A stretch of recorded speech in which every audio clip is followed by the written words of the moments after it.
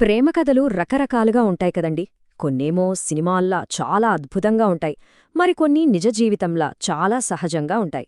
కాని ఒకవేళ సినిమా డైలాగ్లే ఇద్దర్ని కలిపితే వాళ్ల కథ ఎలా ఉంటుంది? రండి, ఈరోజు మనమలాంటి ఒక విభిన్నమైన ప్రేమకథ ఏంటో చూద్దాం. ప్రతి ప్రేమ కథలో కొంత సినిమాతనముంటుంది.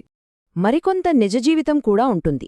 అసలీ కథే ఆ సినిమా ఫ్యాంటసీకి నిజ జీవితానికి మధ్య నడిచే ఒక అందమైన ప్రయాణమన్నమాట.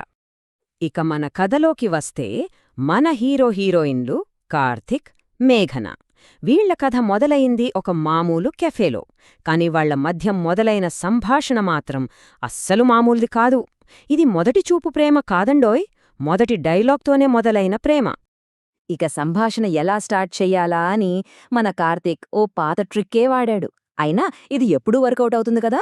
సింపుల్గా ఎక్స్క్యూజ్ మీ, ఛార్జరుందా అని అడిగాడు.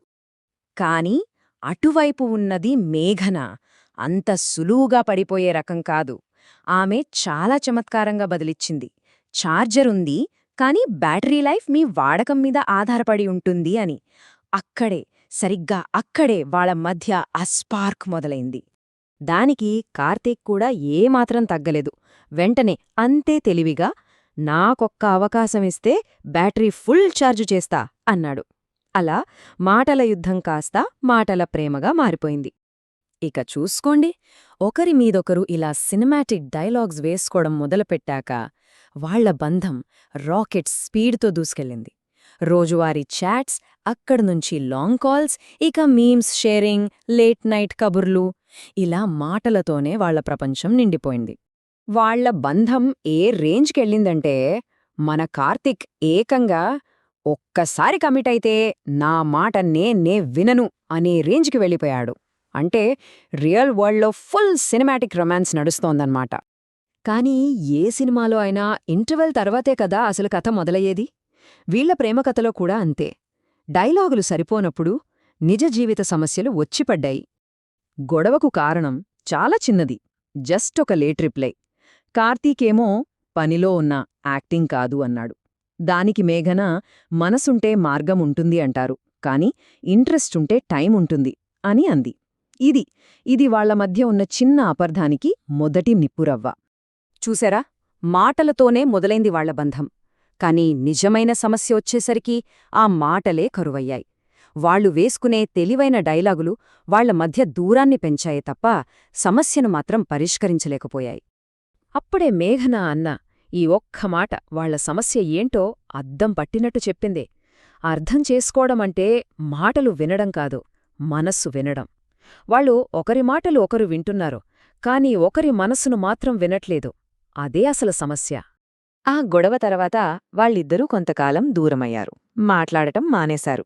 కాని ఆ నిశ్శబ్దమే వాళ్లకు ఒకరినొకరు అర్థం చేసుకోవటానికి కావలసిన సమయాన్ని ఇచ్చింది. ఇక్కడే కథ ఒక కీలకమైన మలుపు తీసుకుంది. ఆ టైంలోనే కార్తీక్ ఫ్రెండ్ చెప్పిన ఒక్క మాట తన ఆలోచనల్నే మార్చేసింది. అదేంటంటే, ప్రేమలో పర్ఫెక్ట్ డైలాగ్స్ కాదు, పర్ఫెక్ట్ అండర్స్టాండింగ్ ముఖ్యం.